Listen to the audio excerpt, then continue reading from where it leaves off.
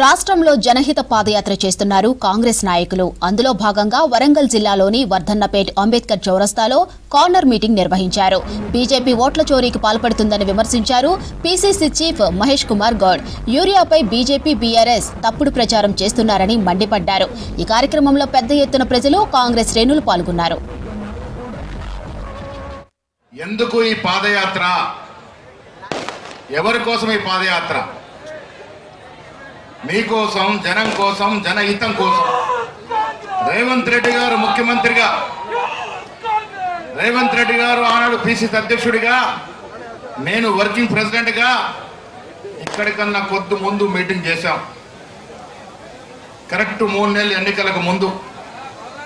ఆ రోజు చెప్పాను, నేను ఇక్కడ ఉన్న శాసనసభ్యుని పారదోలుతాం, ఈ సీటు కైవసం చేసుకుంటామనే మాట చెప్పాను. గొప్ప నాయకుడు చెప్పుకునే ఎర్రబెల్లి దయాకర్ రావును ఓడగొడతామని చెప్పా. ఇద్దరిని ఓడించాం. వరంగల్ జిల్లా రాజకీయాలకు హడ్డ.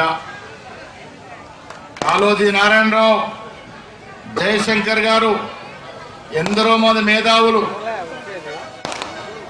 ఎందరో మంది రాజనీతిజ్ఞులు, పివి నరసింహారావు లాంటి ఆశ్రమించినటువంటి జిల్లా వరంగల్ జిల్లా.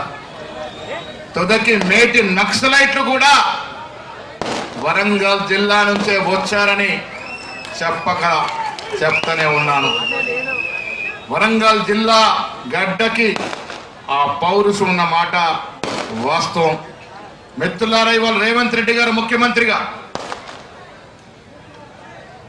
20 నెలల సమయంలో మీకిచ్చిన కార్యక్రమాలు, మీకిచ్చిన సంక్షేమం వల్ల మీరు తృప్తిగా ఉన్నారు, సంతృప్తిగా ఉన్నారనే మాట నాతో మీరు పాదయాత్ర చేస్తున్నప్పుడు మీ ముఖాల్లో చూసిన ఆనందం వల్ల తెలుస్తా ఉంది.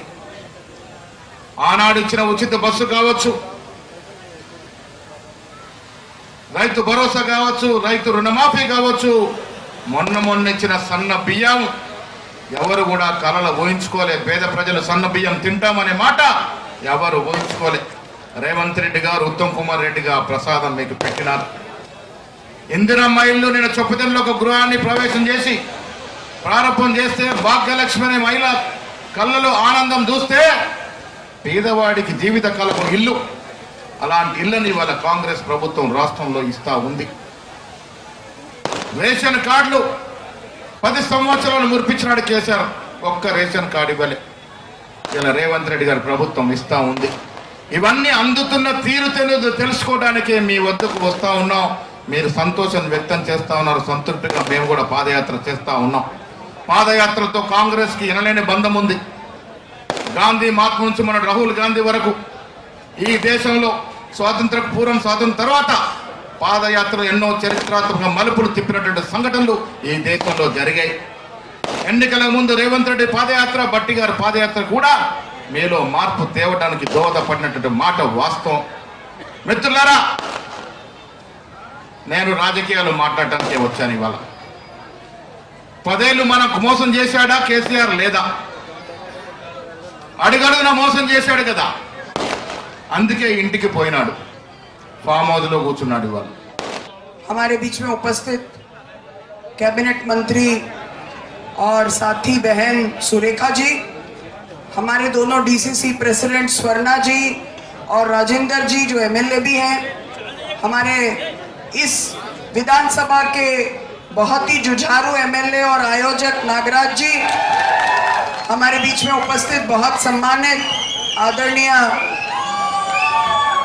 वेम नरेंद्र रेड्डी जी, हमारे साथी भाई बलराम नायक जी जो एमपी हैं, रामचंद्रू नायक जी डिप्टी स्पीकर, मुरली नायक जी एमएलए, हमारी युवा एमएलए बहन यशस्विनी जी, हमारे बीच में उपस्थित सत्यनारायण जी, हमारे बीच में उपस्थित तमाम यूथ कांग्रेस के अध्यक्ष भी यहाँ मौजूद हैं, हमारे बीच में उपस्थित सभी फ्रंटल ऑर्गेनाइजेशन के साथीगण, बहुत सम्मानित सभी भाइयों बहनों, माताओं, सभी सम्मानित बुजुर्गों और मीडिया के सभी बंधुओं, सभी कांग्रेस के कार्यकर्ता पदाधिकारी साथियों, सबसे पहले मैं आप सबका बहुत